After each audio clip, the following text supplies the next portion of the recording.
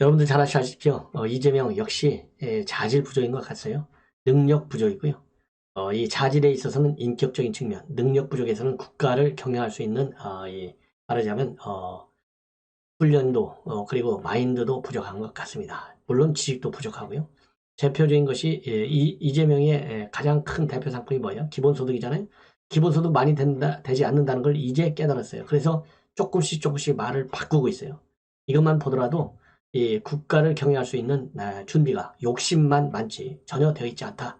이렇게 저는 판단합니다. 왜냐하면 이재명 후보는요. 이번이 두 번째예요. 재수생이에요.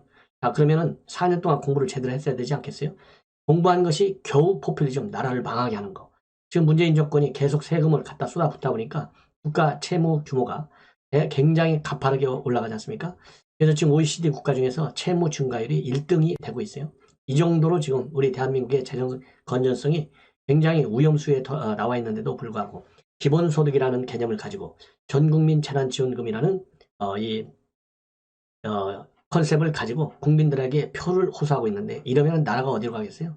결국은 더 망해서 우리 후손들에게 그야말로 국가 부채를 떠넘기는 그야말로 무책임한 국정을 운영하겠다라는 걸로 일관하고 있어요. 그렇기 때문에 아니올시다라고 여러분들께서 자신있게 말씀을 드려도 될 것 같고요. 그러다 보니까 이런 정책 마인드도 부족한데 또 말까지 실수를 많이 해요. 그래서 나온 것들이 지금 요즘 하나씩 둘씩 쌓이고 있어요. 자, 그 중에 하나가 말이죠. 지금 어제 오늘 부산 PK 지역을 쭉 돌고 있잖아요. 근데 오늘 부산 영도구에 있는 한 카페에서 스타트업하고 소셜벤처 이 젊은 인사들을 만났어요. 이 자리에서 실언을 해서 지금 난리가 났습니다. 뭐라고 했느냐면 부산에서 말이죠. 부산이 재미없다 이렇게 얘기를 했어요. 자, 부산이 가서 부산이 재미없잖아 이렇게 얘기를 하니 어느 누가 가만히 있겠냐고요. 이번에 간 목적이 뭡니까? 부산 표를 받으러 갔어요. 표 호소하러.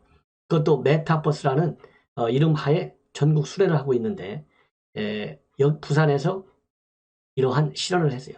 제가 보기에는요. 실언이 아니고 이재명 후보의 머릿속에 들어있는 얘기가 무의식적으로 순간적으로 딱 튀어나온 거예요.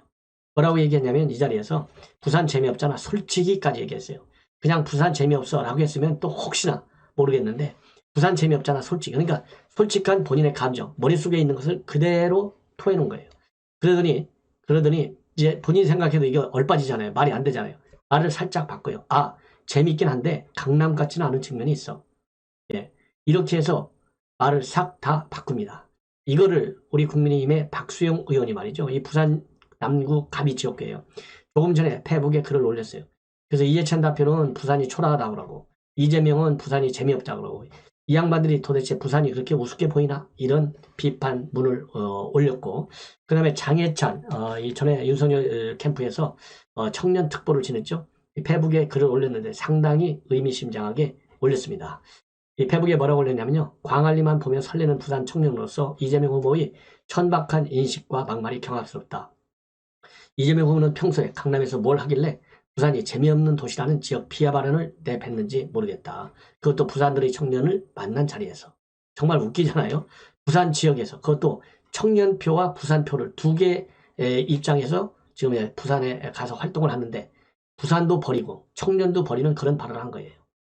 이런 막말 리스크 때문에 민주당은 이재명 후보의 백브리핑을 전면 급진시킨 것이냐. 민주당은 부산과 원산화도 지금 같다. 이해찬 전 대표는 부산을 초라하다고 폄하하고 박재호 의원은 부산 사람들이 한심하다고 비난하고 이제는 이재명 후보 차례인가 라면서 해변과 도심이 어우러진 해양 금융 허브 도시 부산을 조롱하는 모습을 보니 가덕도 신공항 약속도 180도 뒤집을까 걱정이다. 이재명 후보 부산 청년들 속 뒤집어 놓지 말고 좋아하는 강남에서 재밌는 시간 많이 보내세요. 자, 이재명 후보는 정식으로 이렇게 말을 바꾸지 말고 말을 슬쩍 바꾸지 마요. 그러면 더 속된 말로 치사해 보이잖아요. 대통령 후보 정도가 됐으면요. 잘한 거에 대해서는 좀 겸손할 필요가 있고 잘못한 거에 대해서는요. 솔직하게 인정하고 죄송합니다. 제가 좀 부족합니다. 앞으로 더 조심하겠습니다. 이런 얘기를 해야죠. 그래서 이거를 갖다가 재밌긴 한데 강남 같지는 않은 측면이 있다. 이것도 말이죠.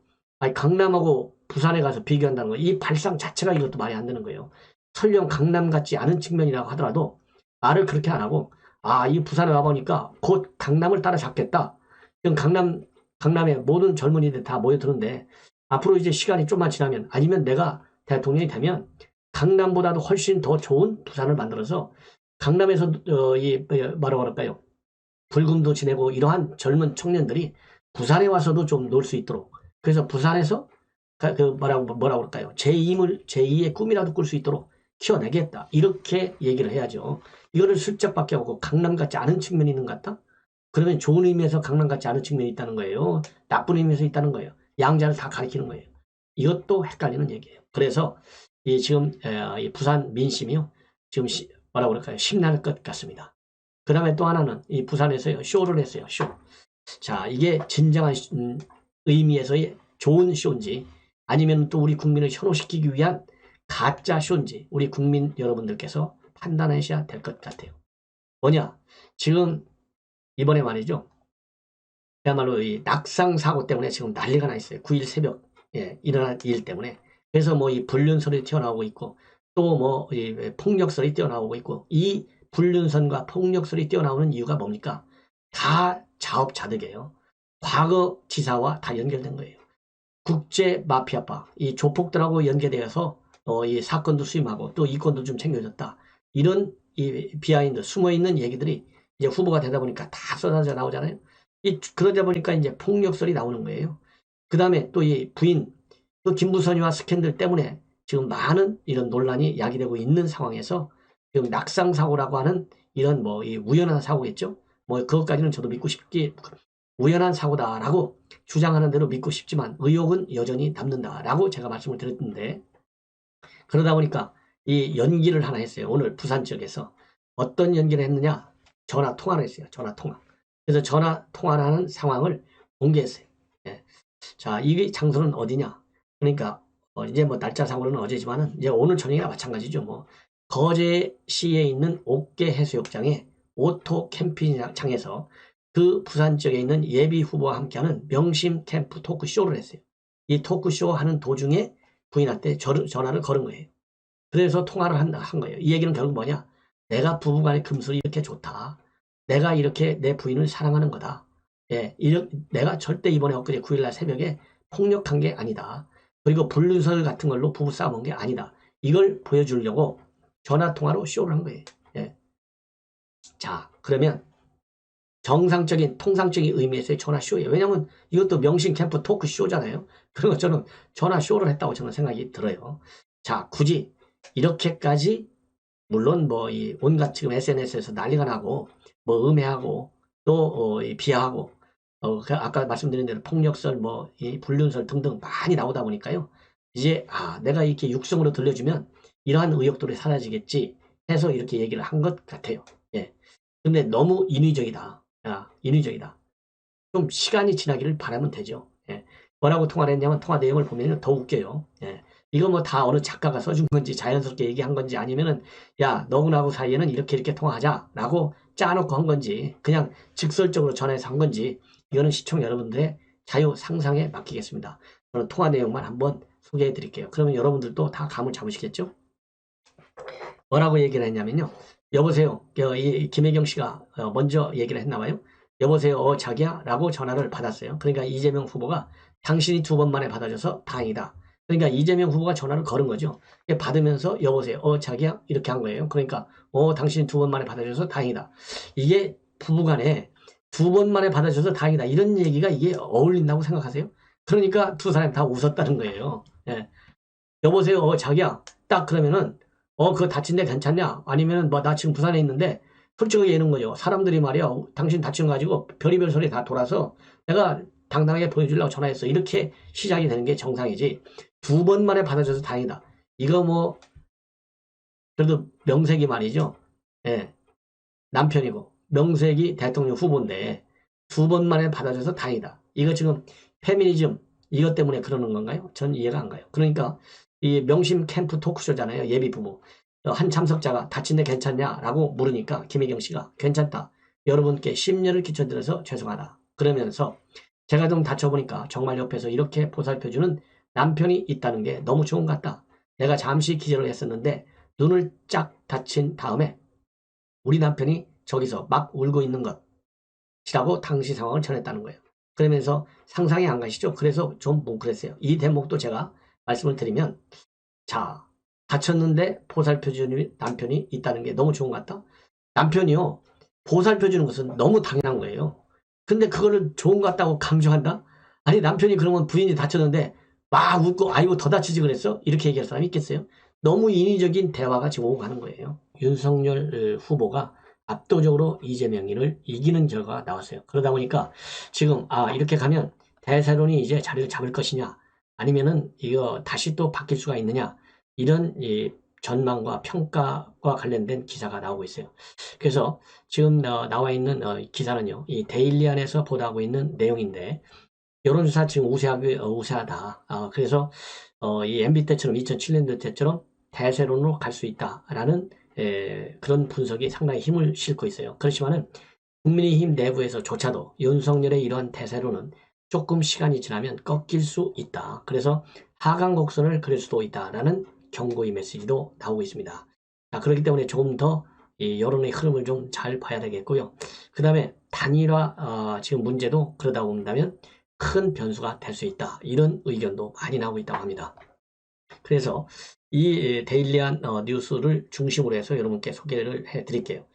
제가 보기에는요, 이러한 대세론이 그대로 말하자면 안착할 수가 있다. 대세론이 그대로 굳어질 가능성이 저는 더 크다고 봅니다.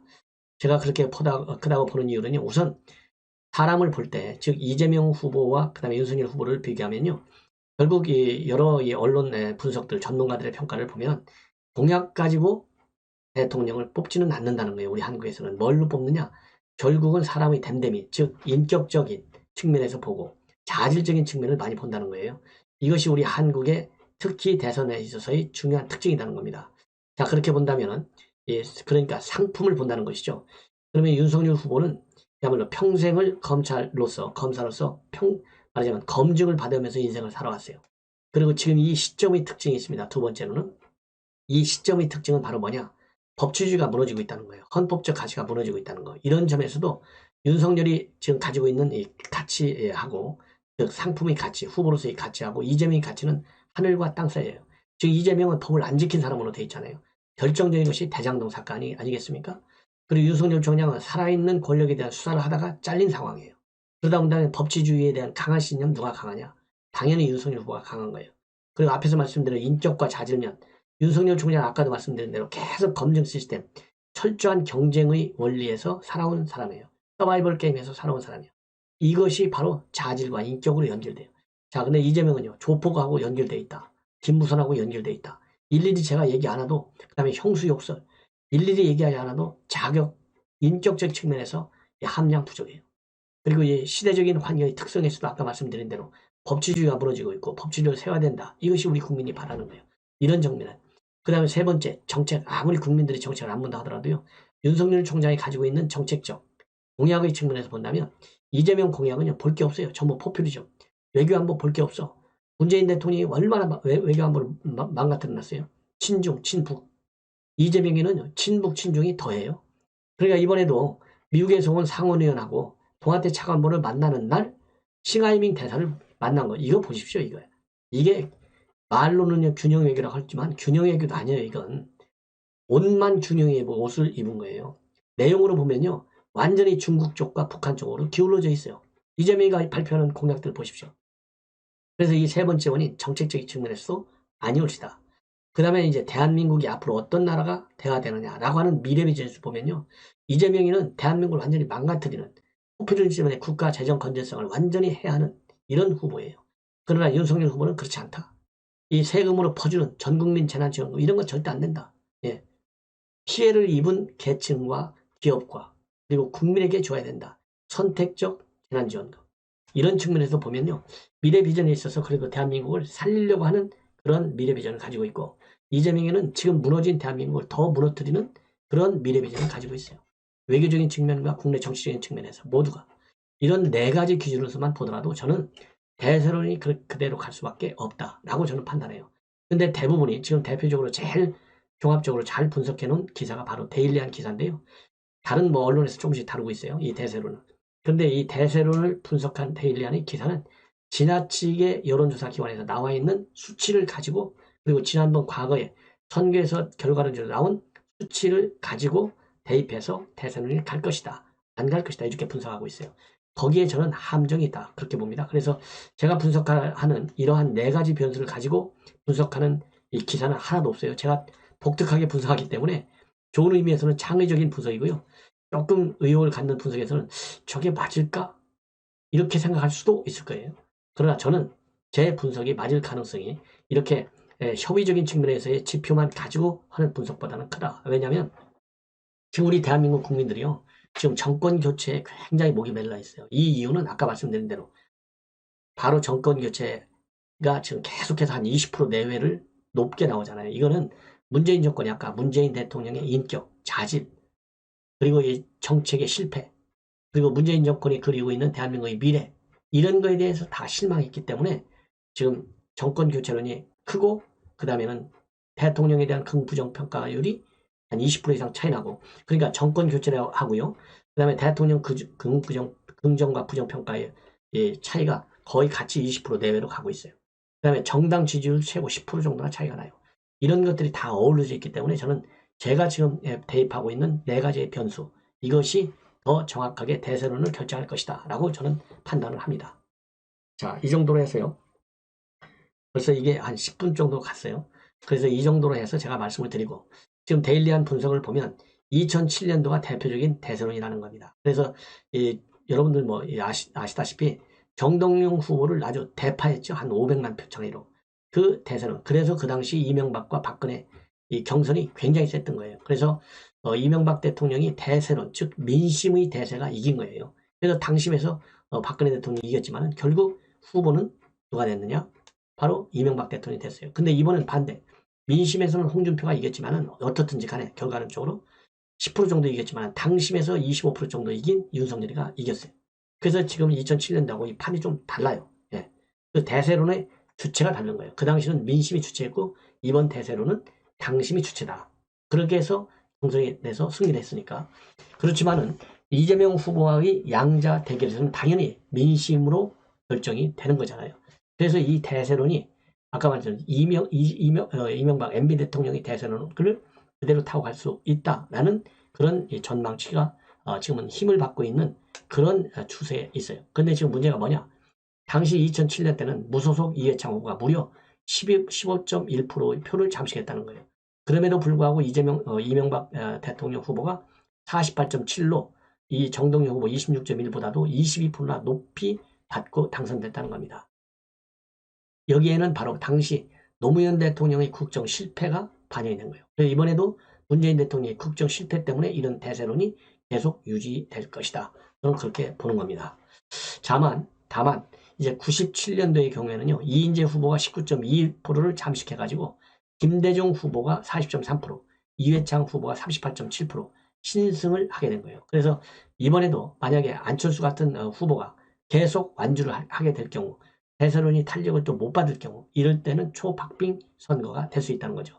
그러면 윤석열 후보의 대세론이 조금 무너질 수도 있다. 이런 전망을 하고 있어요. 그리고 이 보도에서 보면 국민의힘 한 인사가 윤석열 후보가 조금 지나면 하강 국면으로 이 하강 곡선을 그릴 것이다. 냉정하게 봐야 된다. 지금은 대선 후보 선출 직후 즉 컨벤션 효과 때문에 보수층이 과다 표집되고 있을 뿐이다. 이런 비관적 전망도 있다. 예. 그래서 제3호 후보와의 단일화가 굉장히 필요하다. 이런 지금 전망을 하고 있습니다. 자, 이 두 번째 뉴스는요.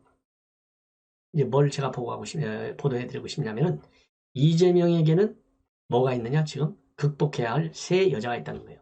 해결해야만 되는. 누구냐? 첫 번째 여자가 형수. 이 쌍욕한 형수. 형수한테 사과를 했지만 그렇다고 이것이 완전히 없어진 건 아니라는 거죠. 잠복하고 있을 뿐이라는 겁니다. 예. 두 번째로는 이재명의 여러 가지 기본소득 개념에 대해서 특히 공격을 퍼부었던 윤희숙. 이 윤희숙의 이러한 비판 앞으로 또 다시 재현될 수 있다는 것이죠. 그리고 이제 세 번째 여자는 누구냐? 세 번째 여자는 여러분들 신체 검증을 신청한 왜냐하면 3억 손해배상을 청구했잖아요. 근데 3억 손해배상 청구한 데서 이게 이제 스캔들을 입증하기 위해서 신체 특정 부위에 점을 보여달라. 이렇게 해서 신체 검증을 신청했어요. 물론 이제 법원에서 기각했습니다. 예. 기각을 했는데 그래서 이 세 번째 여자는 김부선이라는 거예요. 이 김부선, 윤희숙, 그다음에 형수 세 여자가 앞으로 대선 가도를 달리는 데 있어서 상당한 장애가 될 것이다. 이런 보도가 또 나오고 있어요. 상당히 재미있고요. 재미도 있지만은 상당히 뭐라고 그럴까요? 가능성, 즉 이재명 후보가 넘기에는 상당히 부담스러운 세 여자인 것만은 틀림이 없는 것 같습니다. 자, 그래서 이 보도를 보면 이건 이제 데일리 안에서 이것도 이제 보도를 하고 있는 내용인데요. 윤석열 총장의 부인 김건희 씨와 관련해서도 줄리 루머, 이게 이제 결혼하기 전 얘기지만 이것도 언제 또 튀어나올지 모르겠다. 그래서 이 사생활 도덕성 관련된 건데 하나의 굉장히 치명적 검증 사항이 앞으로 이 선거 과정에서 될 수도 있다는 거죠. 이런 지금 칼럼을 데일리 안에서는 정기수 자유기고가의 칼럼입니다. 그래서 이 정기수는 누군가 봤더니 저도 잘 모르는 사람인데요. 연대 정외과를 졸업하고 미국 클리브랜드 주립대에서 수학해서 경향신문과 시사저널에서 기자 생활을 한 언론인 출신입니다.